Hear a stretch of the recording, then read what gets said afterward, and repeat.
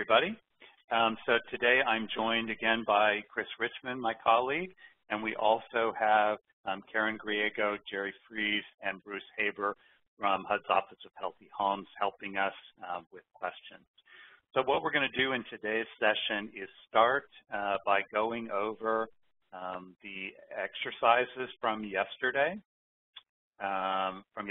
session, which helped to kind of illustrate some of the key points that we were talking about in yesterday's session.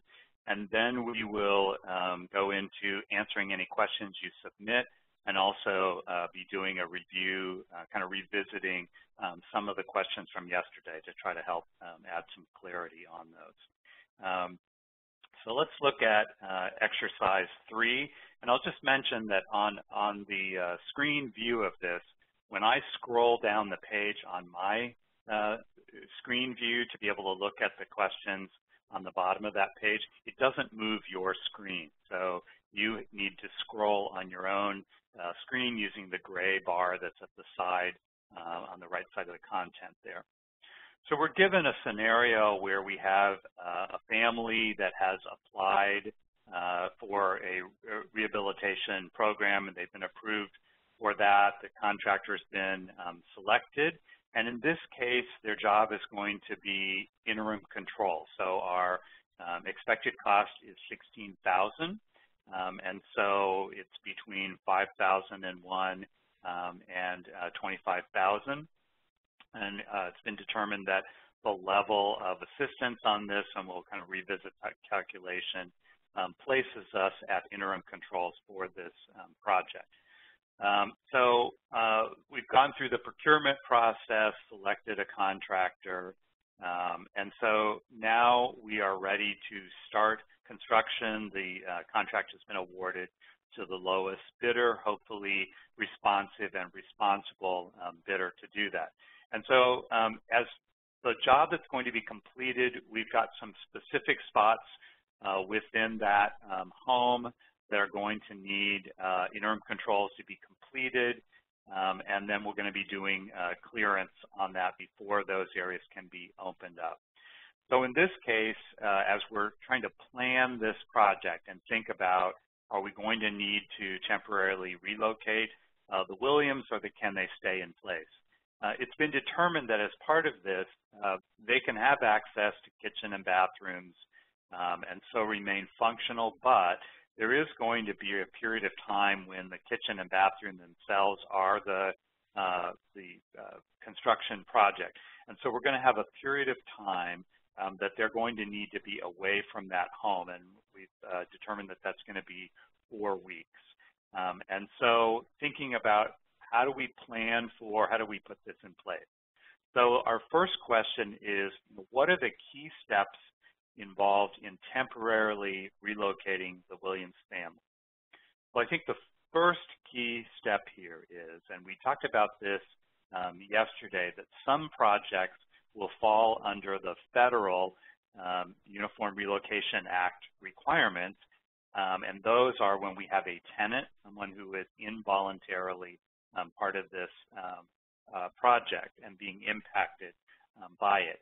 In this case, the Williams family are voluntarily part of this project, and so that is not triggering the Uniform Relocation Act.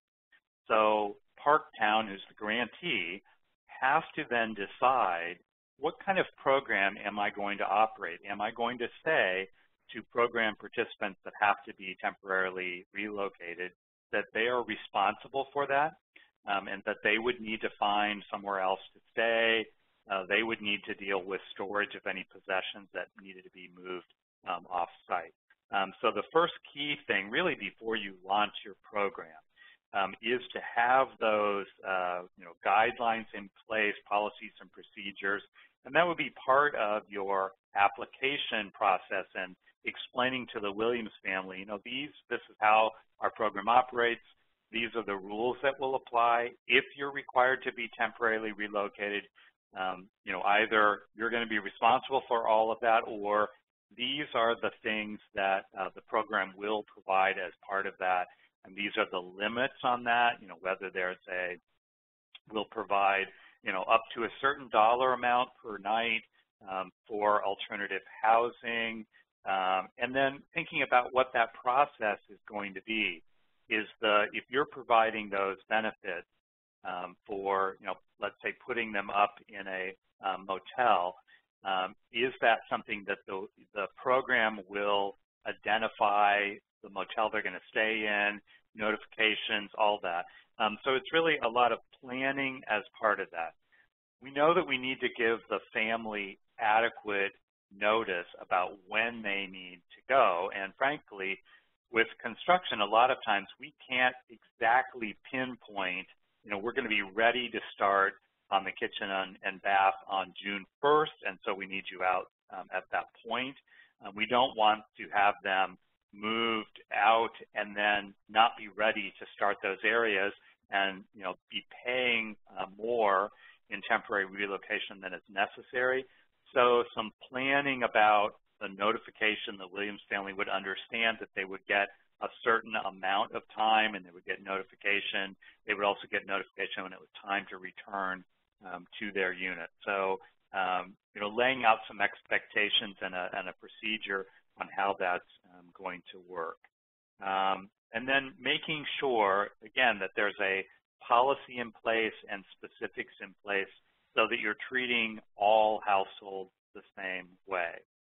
So we talked about that yesterday as part of our planning and being prepared for dealing with temporary relocation and dealing with lead hazard reduction work in units, thinking about how we're going to protect both the occupants and then also their possessions as part of that. So question number 2 was, how do we establish the relocation unit is lead safe? So we discussed yesterday that, we have a couple of ways this could be done. If we are selecting a 1978 or more recent unit, then we know by definition that it's going to be lead safe. So, if we're going to put them in the Fairfield Inn for 3 nights and we can determine that the Fairfield Inn was built in 1989, then we know that we have lead-safe housing.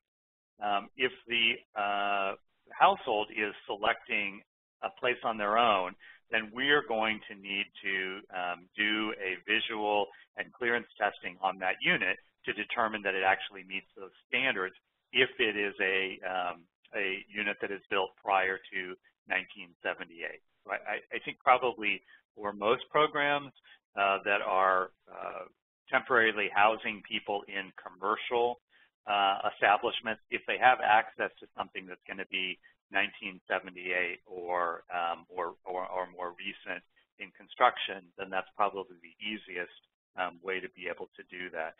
I'll just note that in the interpretive guidance, which we provided a link for that as part of the resources in the slides yesterday, question S4 goes into a little bit further detail on that. So question number 3, what are the requirements and what are some of the options for the Williams belongings to be handled? So yesterday when we looked at the visuals and we were trying to see, if we visited that site, what would the red flags be? So we know that we don't want it to look anything like those visuals where we had unprotected belongings of the Williams in that work area that are then perhaps getting contaminated with lead, dust, and debris while that construction work is going on. So as part of planning that project, we're then thinking about, looking at our scope of work and determining where our work areas are going to be. And so based on that, we may be able to then determine that, there are a couple of rooms where we are not going to have work done on.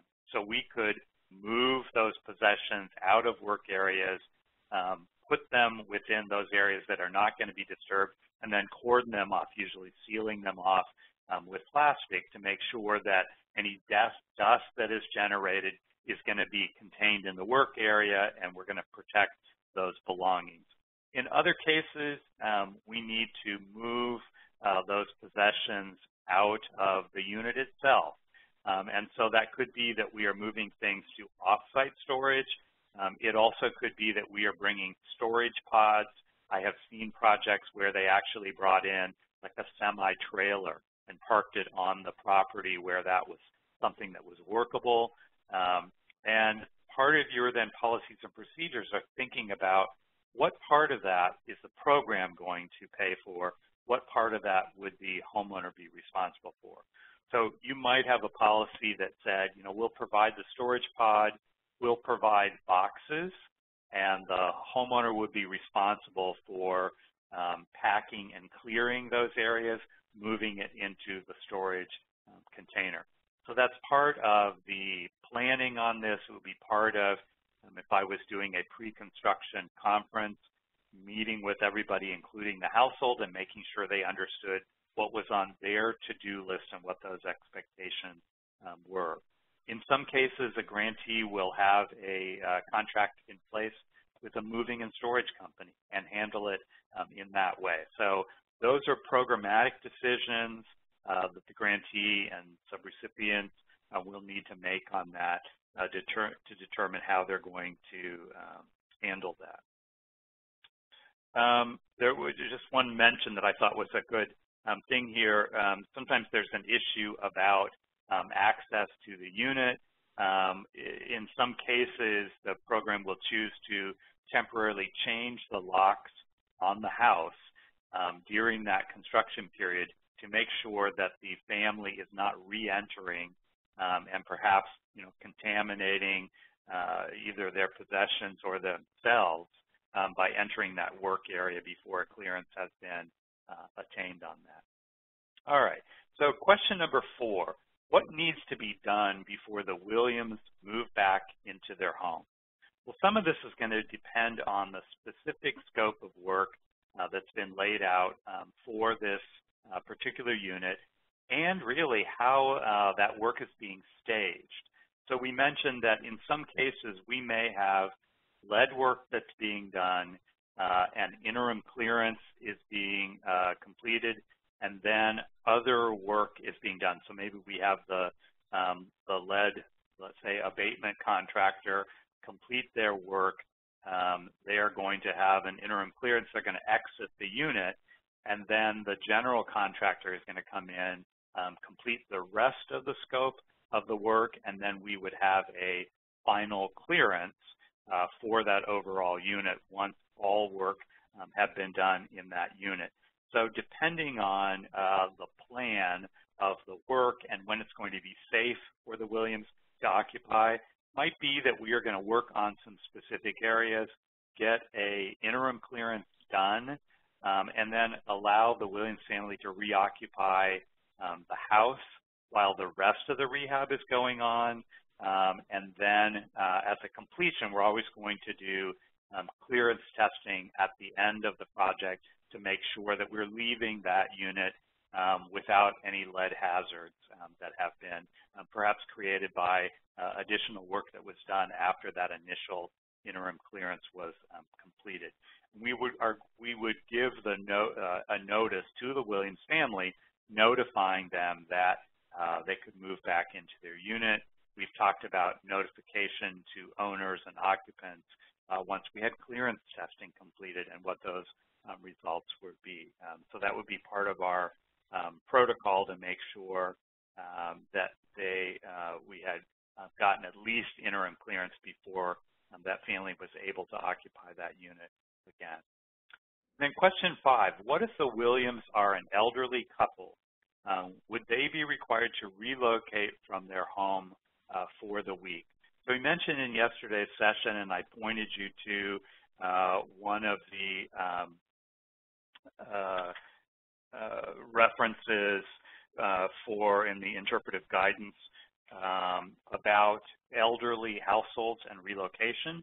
So in the case of an elderly couple, so we don't have children in this unit, we only have an elderly couple, we could allow them to waive relocation after they are informed about the hazard. So we would explain to them about the work that was being done, the evaluation that had been done, and they would then could choose to sign and waive their relocation and to remain on site.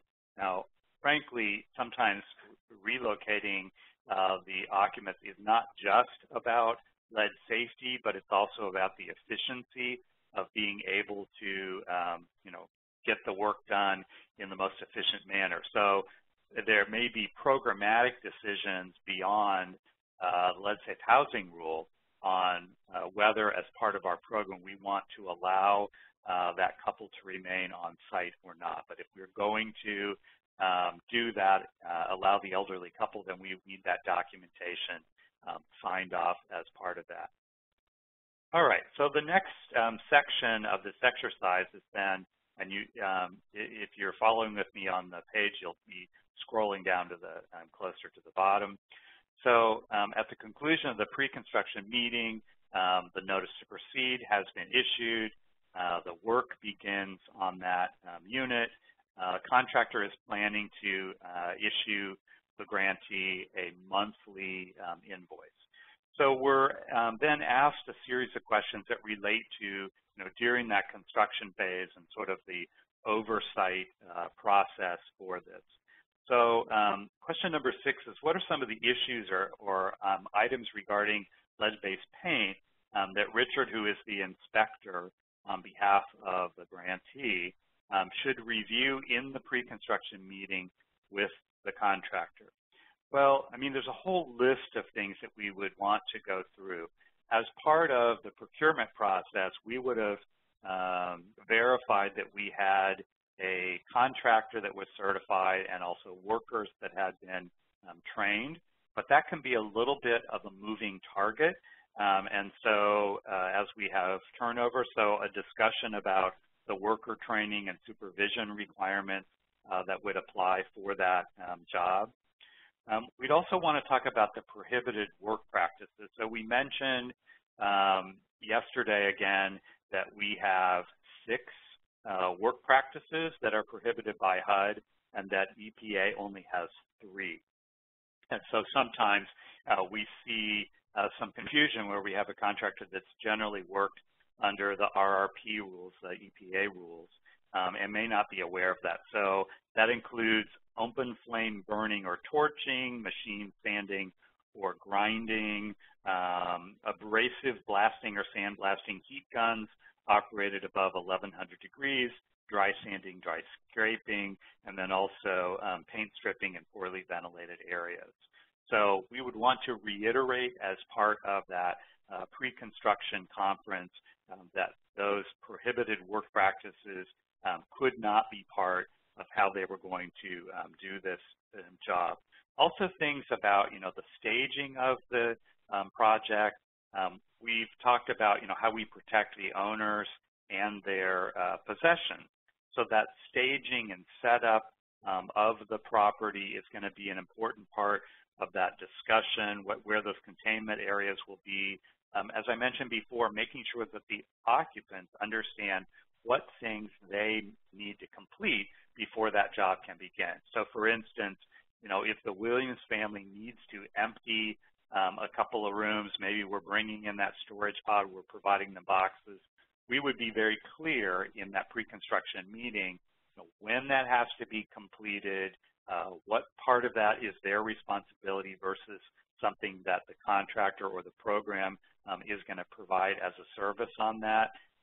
And then, thinking about also communication process on that. So, are the Williams responsible for notifying the city and the contractor at the point that those tasks on their list have been completed and that the work areas are now available for, the setup for the work, for the containment to be done, whatever needs to be done as part of that. One thing to include in that list, which I've dealt with a little bit recently, is also thinking about, these families also may have pets. So pets will not be able to be in that work area. So that might mean that we need to, relocate the pets. Maybe they're going to spend a couple of nights with the vet. Maybe they're with a friend or family. In some cases, I recently had a case where folks being temporarily relocated had rabbits, and there was a question with the motel that they were going to be housed in, whether that would be allowable for the rabbits to actually stay in the motel room with them. It was not in that case, and so needing to make sure that those arrangements have been completed. And then also thinking about, cleanup, waste control, those sorts of things. So really talking through all the details in staging and beginning this project and making sure that everybody understood not only their responsibilities, but also sort of that communication process can be really helpful in avoiding some of the future issues as you go through that project. So question number 7 was, how often should Richard visit the job site and monitor the contractor's work? Well, I think the simple answer to that would be probably as often as possible. But I think the more strategic answer on that is kind of thinking about those critical periods in the progress and where there's the most risk. So that project setup where we are clearing work areas, we're following our relocation plan, our setup to protect possessions and cordoning off sections of the unit. So that'd be a really good time for our inspector to make a visit and make sure that those things had been completed. Also, really typical when we think about construction inspections is when we have things that are open and have yet to be sealed off and covered up, that we try to be on site. So, before they, put up drywall or other things, being there to take a look at that. Also, after we have installation of, things like containment. So, we talked about for abatement and sometimes for interim control, using mechanical installation of, some kind of layer that covers over. So we might be drywalling, we might be Tyvecking and siding units. So looking at some of those key steps along the way. And then one thing I think would be really encouraged would be to have some unannounced, unscheduled visits. You kind of see how they are normally working when you're kind of popping in unannounced. In some cases, unfortunately, you also may discover no one's working, and that has a big factor on keeping projects moving forward. And I think particularly when contractors understand that you may pop in from time to time, that they need to make sure that that work site is properly being handled and maintained throughout the project as part of that. Anytime they're going to be requesting a draw, we're going to be inspecting, making sure that things have been done according to the scope of work and your specifications on that. And then, of course, we're going to be doing an inspection at the end to verify that all of the work has been done. It's all been done in a workmanlike manner. And then that's going to be paired with our clearance testing before we consider that job to be final. Let's go on to the next page here. So what type of work practices should Richard be looking for to ensure that the contractor is following safe work practices? So we talked about the 6 prohibited work practices. So we'd want to make sure that none of those were being utilized on that site. But we'd also be then looking to make sure that things like the containment that have been planned as part of that, where workers' possessions are. Kind of think back on those visuals that we looked at yesterday, which were sort of the worst examples of, work area right with all the owner's possessions in the middle, windows wide open, those sorts of things. So we're looking to see that all those standard protocols are being followed. Workers are wearing appropriate protective gear. That we're not doing any of the prohibited practices. And then particularly that cleanliness on the site is being maintained. So cleaning up at the end of the day. Part of our issue is we want to make sure that we are not, tracking out of those containment areas into other areas. So, a clean workspace is going to be appropriate, making sure that we have a HEPA vacuum being used, wet cleaning being done as part of that. So a lot of that can be observed from making those site visits during the process. Oops. And then question number 9. What should Richard do if he sees unsafe work practices at the site? So he should immediately be asking for whatever that is to stop. He should be working with the contractor on that. And you're going to want to document that as much as possible. So having an inspector have a camera with him becomes really important as part of documenting what's going on, and then working immediately with the supervisor, with the contractor, to make sure that we immediately correct whatever's going on before further contamination is caused in that. As part of that, then, being able to document that whatever the issue is has been corrected. We may want to take some photographic documentation of that.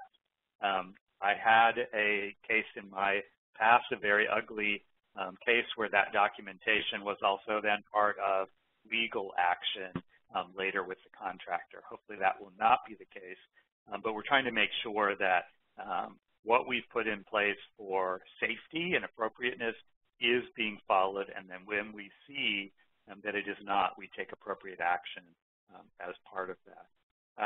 And that may be something that we also then have to think about, a higher level of oversight for that contractor until we're comfortable that that issue is not going to be seen again.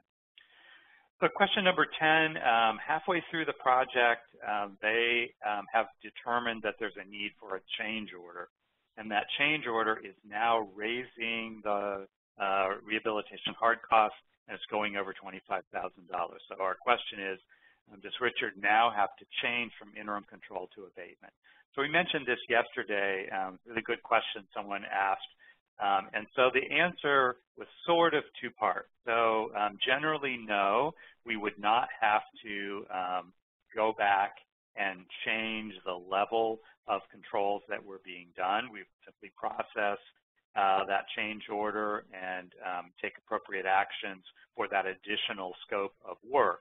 But the cautionary note that Bruce mentioned was, we're kind of looking for patterns here. So if we see that this kind of becomes a common technique of let's leave out some of the needed scope of work to try to avoid having projects that are going to be part of abatement, and then with a series, 1 or 2 change orders, adding it back in, that's not going to be acceptable. So, as on any construction project, we are always kind of watchful on change orders. There are, when you're working on existing buildings and you're opening up the spaces, it's not unusual to have some surprises along the way, but we want to make sure that this isn't sort of a pattern where we're using this as a methodology to perhaps avoid the appropriate level of treatment on that. All right, so that gets us through the homework. Chris, are there questions related to the homework that we need to address, or should we move on into question and answer portion of this? Well, there was nothing directly related to the homework, but somebody had asked a question that I think would be helpful for everybody here, asking, can a subrecipient retain all the lead-safe documentation in their files, or do we need to have it in our files too? And the HUD staff suggested that grantees should retain a complete record in case of a monitoring or an audit. I thought that would be helpful for folks to know. And I think that kind of depends a little bit on the size of that grantee. I come from a state background where we had 121 grantees. So, we have the same decision with any of our funding sources because we not only have compliance with lead, but also with all the program requirements. So I think you could probably adopt a consistent issue, but in any case, that grantee needs to make sure that those records are retained, that they are available, and that becomes essential for them to be able to document long-term compliance. Unless, this is Jerry, I would agree with you. I wrote the original statement because that's what I'm used to telling grantees, but technically speaking, as long as the records are available with the sub, then they should be okay. It's just I have experience, well, sometimes the subs disappear or, you know, those nonprofits go out of business or something, and so that's kind of why I put the first answer in. Yeah, no, and that's a really good point, and there have been some instances, and we encourage folks in written agreements with subrecipients to have some language about that, because there certainly have been cases where the subrecipient went away at some point, and there needed to be legal ownership of those records because those are going to be really essential. It's a good point.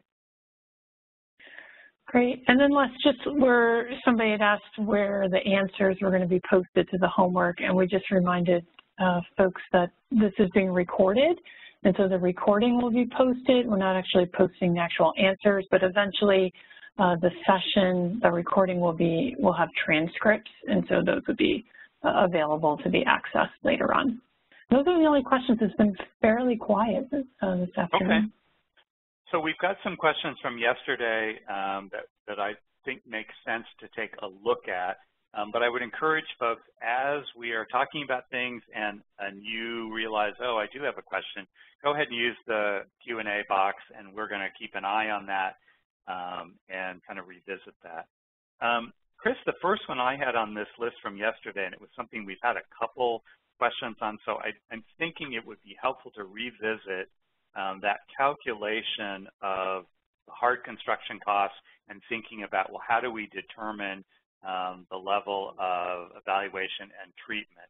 And there was a suggestion by Bruce about the online advisor, and we kind of talked about maybe showing folks that. Yeah, do you want to give me the control, and then I can flip around a little bit and show some folks things? Just drag that ball over to my name. There we go. At first you weren't showing up on my screen. There we go. Okay. All right, so I'm going to show a couple different things for folks to remember. So what Les is referring to is the level of assistance, and how do we determine the level of assistance. So first, I just wanted to remind people, we did go over this in session 2. So if you have the slides, it's on slide 72, where we start off talking about how do we determine the rehab level of assistance. So for single family, you're looking at the hard costs of rehab from all sources, excluding soft costs and lead hazard control costs, and you're comparing that to the federal assistance amount for all uses per unit. So again, we're trying to figure out a per unit amount, and whatever the lesser of these two amounts is what your level of rehab assistance will be. And then for the multifamily, we had a little bit of a complex calculation here where you were trying to determine the hard costs for all assisted units, excluding the common areas and exterior services, divided by the number of federally assisted units in the project, and then you would add that to the rehab hard costs for common areas and exterior work and divide that by the total number of units in the project. So Bruce reminded us that we have these really nice worksheets that I actually worked on probably about 18 years ago, and we are going to relaunch these again when we have the toolkit ready. But for now, you can access this from the compliance advisor. I'm going to see if I have the right slide number here. It's like slide 46 or 45. I think it's after this one. There we go. Okay, so slide 48 is one of the first pages that has the links and the different resources. And the compliance advisor is right here. So if you can see this one, it's 1, 2, 3, 4. The fifth bullet down is called the compliance advisor. Sometimes I call it the TurboTax for the lead-safe housing rule. So I'm going to walk you through, ask you different questions, and then it spits out the different requirements as well as different forms that you could use. So the form that you can access from the compliance advisor, so here's the link, how to get to the compliance advisor, or you can go to HUD.gov and do a search for compliance advisor. And we have a couple different kinds of worksheets. Again, you need to know, are you doing single family? Are you doing multifamily? So for single family, you can use this worksheet number 1. If you're doing multifamily, you can do worksheet number 2. And then I think we had worksheet number 3 too. Yep, okay, so we have worksheet number 3 also for multifamily if you're doing projects that are federally assisted and non-assisted, and that's where you get that formula that we have to go through. So let's go back to the first page so you can just kind of see this, because somebody had written in, I'm a little confused, I don't know what to subtract and what not to subtract. So these worksheets be a really good resource for you to access them, because it really walks you through what you need to do. And so we're looking first at single family. If I get a thinner marker here. And so we were asking here, this is for your project, what's the total amount of federal assistance contributed to the project? You put that dollar amount in there. What's the total rehab hard cost? And if you're not sure what that is, we send you to page 2 to try to figure out what that rehab hard cost is. So let's look at page 2. Now remember what Lutz had said when he went over the exercises.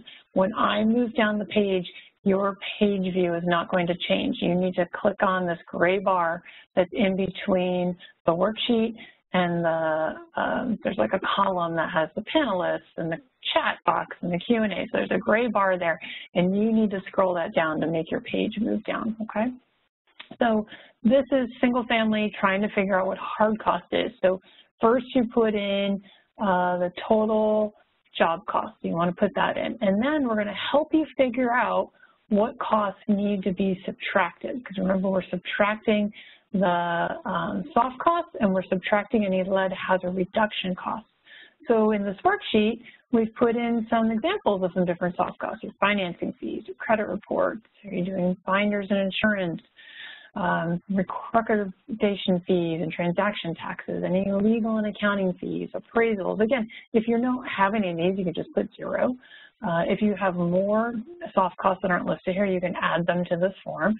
Architectural fees, project costs incurred by the PJ, any administrative costs, relocation costs, environmental reviews, acquisition of the property, and then here we have our lead hazard evaluation and reduction costs. So those can be subtracted, and then any soft costs. And then we add those all up, and we come up with our total number of soft costs and lead hazard reduction costs, and we subtract that from our total cost number we had at the top here. So let's just pretend, I hate doing trainer math, but let's pretend this is, I don't know, $75,000, and we're gonna go down here to down below, and my total soft costs, maybe those are $25,000, and so I am going to subtract 75,000, or I'm going to subtract 25,000 from 75,000, and we have 50,000, okay? So 50,000 is my hard cost, right? So when I go back to my page over here, let's see, go back to page 1, saying what are your total hard costs? Go to page 2 if you need help trying to figure that out, and we had that was $50,000, okay?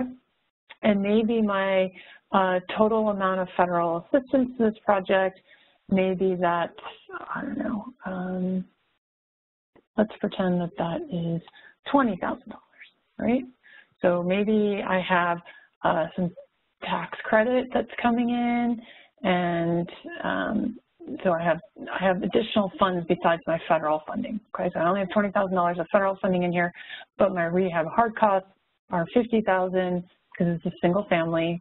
And what is the lesser of? And the lesser of these two is $20,000, okay? And so then we scroll down and we try to determine which category are we in, right? So we're not in the up to including 5 because we're over that. We are in this middle category here, over 5 to 25,000. That's what we would need to follow. So we would need to do a risk assessment and paint inspection, and then our lead hazard control would be interim controls. We would need to do clearance, and then we would need to do, we also need to make sure we're doing safe work practices. We'd have to be doing our evaluation notices. After we did the risk assessment, we do the notice of evaluation. After all the hazard control work was done and we received clearance, we would do the notice of hazard reduction activities. So we have to go through all those steps. But this is trying to help you figure out, what do I need to do? Which level of assistance do I need to fall into? So that worksheet is used for single family. And then there's some other worksheets here for multifamily. And so you'll see there's actually 2 worksheets for multifamily, and it depends on whether all of the units are federally assisted or whether you have some that are federally assisted and some that are not federally assisted. So it's a lot simpler for the ones that are all federally assisted. It's asking you, are they federally assisted? We're going to say yes, and we're going to stay on this page. What is the total amount of federal assistance dollars per unit? Let's pretend we have 4,500. And what is the total amount per hard cost per unit? Let's pretend that it's 15,000. And what is the lesser of these 2? So we see the lesser of these 2 is 4,500. And so again, we're checking the category that applies. This 4,500 is the one that's lesser of, and so we're going to be checking this box. And if you recall, let's see if we can find our summary. Yep, here we go. So if we're in the less than 5,000, we are going to be doing paint testing of the surfaces to be disturbed. We are going to be repairing the surfaces that are disturbed. We're following safe work practices. We do need to be getting clearance. After we do our paint testing, we're going to do a notice of evaluation. And then after we've done all of our work and we've passed clearance, we are going to provide a notice of lead hazard reduction activities within 15 days. So just you need to make sure you're going through all those requirements. But again, you can see how simple it was to use this worksheet. And then if you're going to go to page 6 of this worksheet, and this is if you have multifamily that are federally assisted and non-federally assisted. And this is where we had that calculation. It was where it was like the A over the C plus the B over the D. So this tries to break it down a little more for folks to be able to figure that out. But we can try to do, oops, let me get that. We can try to do a exercise here and clear that. Okay, see if I can get my thing here. All right, so what is the amount of federal assistance per unit? It says use line 3 from page 2. Okay, so this means we'd have to go page 2 of this worksheet. So we're on worksheet 3, so we want to go to page 2 of this worksheet. And again, you would go through this whole area here where you find out what's the federal dollars in the project, how many are receiving assistance. So let's pretend, let's see, federal dollars, maybe we can have, let's see,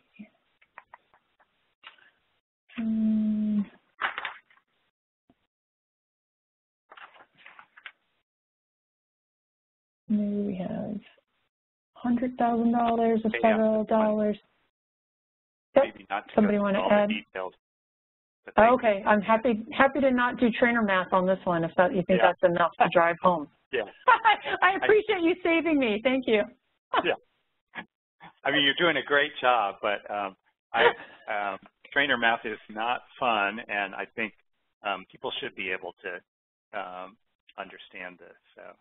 Thank you. I think this really helps and gives more level of detail on some of this, and we've had multiple questions on this.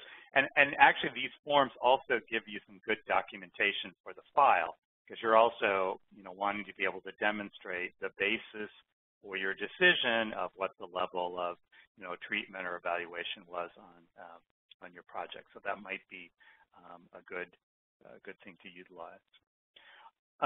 We also had a question yesterday that came through, which was I thought very interesting, and Karen routed us to a really good resource on this. So there was a question about if we had a general contractor who was not certified, wanting to know, could they simply have an RRP supervisor that was going to be on site, and would that suffice? And the answer is no. And I put in the chat, and I'm just sending now, a link. There's some EPA guidance on this, and essentially it goes back to the fact that, the general contractor is required under the RRP requirements that if they are contracting to do work, that they have to be certified. And so there's some good guidance here. I think, the reason I really point this out is a lot of times when you tell someone, you have to be certified and you can't do what you're proposing, they will want to say, well, show me where it says that. And so having those things to say, I'm not making this up, this is what the rule is, here's some further explanation, might be a helpful resource to have in place as part of this. There were also questions about with bathtubs.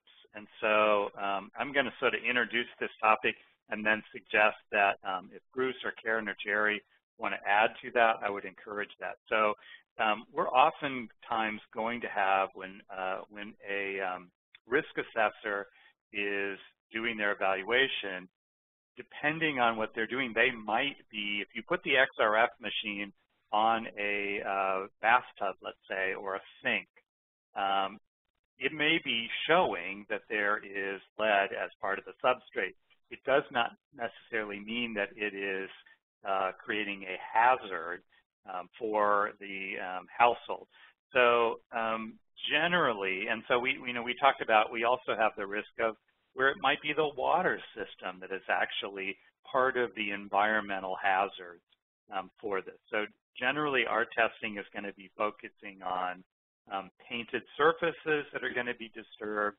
We also talked about things like bare soil, where we have friction surfaces or impact surfaces where they are generating lead, dust, chipping paint. Those sorts of things are the focus for our hazard reduction and our abatement work. So the suggestion is, if we are sort of looking at some of these other fittings that may contain lead but may not be creating an environmental hazard for the occupants of that unit, that you work with your program representatives in determining whether it's appropriate for you to expend funding on replacing those surfaces within that unit. Bruce or Karen, Jerry, want to add anything to that? Yeah, anything on that? Yeah, Les, thanks. You gave a good explanation there. This is Bruce. Just to begin with, the lead safe housing rule applies to lead-based paint. And the coatings that are baked onto cast iron bathtubs or a part of the porcelain that's in a sink or a toilet, or even the ceramic tiles on a wall, they are not painted. They're not considered painted objects, and so they're not subject to the rules and requirements of the lead safe housing rule. But if disturbed during a renovation, can contribute to dust loadings that exceed, that can cause lead exposure. So your program can work with them. In our Office of Lead Hazard Control grant programs, which are specifically for lead hazards, bathtubs and products like that would be excluded from the work. But under regular Subpart J, it could be included because that's part of the work that you do to improve the lives of the people that you're serving. Great. Okay. We also had a question yesterday where, and we've kind of used the chart. Let's see. pull that one. I think it's this one. This question about worker training, and there was a question about if workers, understanding where it says in the regulations that workers have to have classroom training for a HUD job. And so Bruce helped us out on that one, and it's at 35.13.30, which describes the training for interim controls. And so we have to have abatement, or we have to have, the workers have to be trained as part of that requirement. Let's see. There also was a question which was great question. In one of our diagrams or drawings of work sites, one of the people noticed that there was a vegetable garden as part of that. And we can't hear you. Yeah. You went out for a second there. That's interesting. Okay, am I sounding normal now? I can hear you now, yep. Huh. Okay. Okay, keep going. I just want to know, we didn't hear what you were saying, so you might want to repeat it. So when one of the questions that was raised yesterday, which I thought was very interesting, was in the visuals that we had in looking at work sites and you know, what things might be a red flag. Someone noticed that there was a garden in place, and we talked about bare soil and that being a potential hazard. So the question was, if we have a vegetable garden, is that something that we would need to treat? And so the response back on that was, you know, as part of our testing, we would determine whether that soil was contaminated. And if it was, then yes, it would need to be treated, because the issue is that, you know, part of our exposure then is also that we're growing vegetables which can leach or take part of that lead and become part of the vegetable. Yes, but again, if we have bare soil, we either would be testing or we could presume. So if we test and determine that there is lead contamination or we make a presumption, then yes, we are going to have to treat the bare soil, including the vegetable garden, as part of that. Let's see. There was a question about, and we talked a little bit about this yesterday, but I thought it was, when I read a little bit more of the response, I thought it might be good to just bring it back up again. There was a question of, can we simply restrict our program to only addressing units that were built after 1978? So, you know, an effort to just avoid dealing with the lead-safe housing rule, having every project that they worked with be exempt.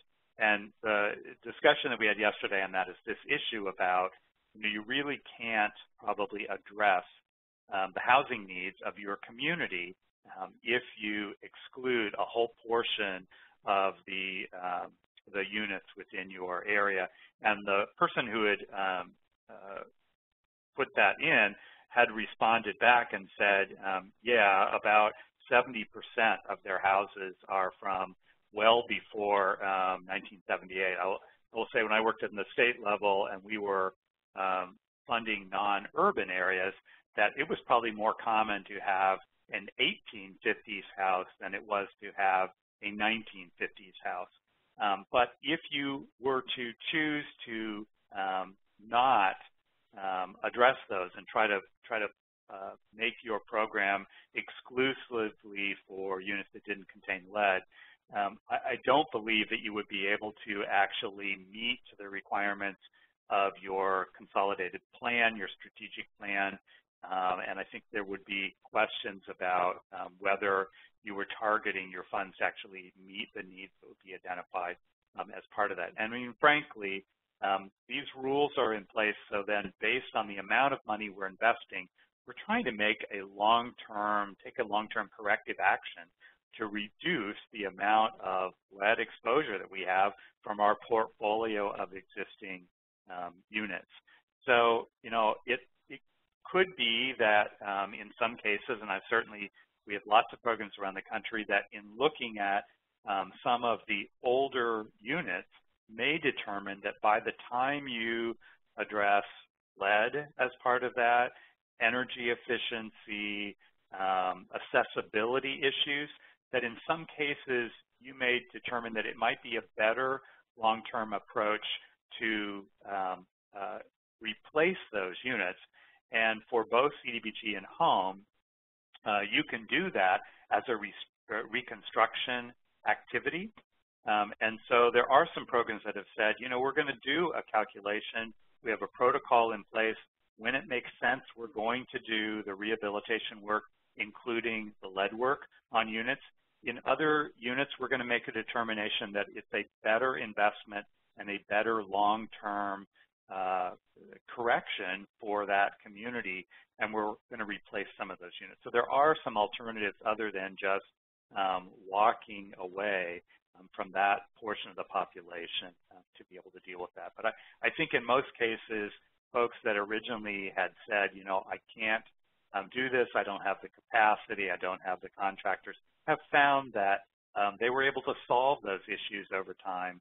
I know that a lot of the folks that I worked initially who said, I don't want any part of this, found that they were able to create that capacity and have been you know, working well with these requirements for many years at this point.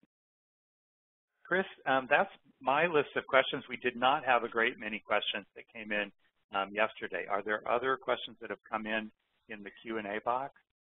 Well, there have, but the HUD staff has been able to answer those, and we're almost at the end of our time. So I'm wondering, it might be helpful maybe pull up that slide about what we're doing next week and just remind folks so they know whether they should attend or not. All right, so this isn't the exact right slide, but it provides us, I think, what we need. So next week's session is going to be on Subpart K. So if you are running programs that include acquisition or leasing, supportive services, operation, where you're providing operating assistance, and you are doing $5,000 or less on rehabilitation, Subpart K is going to apply. We've got folks who are doing things such as rental assistance using CDBG, or they might be using CDBG CV funding as part of the COVID effort. Those fall under Subpart K if we're simply providing rent and mortgage payments. So a lot of the programs that are being run do include some of the elements that are going to fall under Subpart K. So I would encourage you to participate in that, and keep in mind, you know, you will want to have also participated in session 1. So if you missed session 1, we encourage you.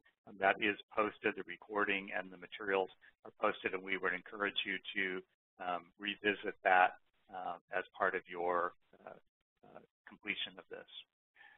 So we'll look forward to seeing folks virtually next Wednesday for that final session for covering Subpart K. Thanks everybody for joining us today. We'll look forward to you joining us next week.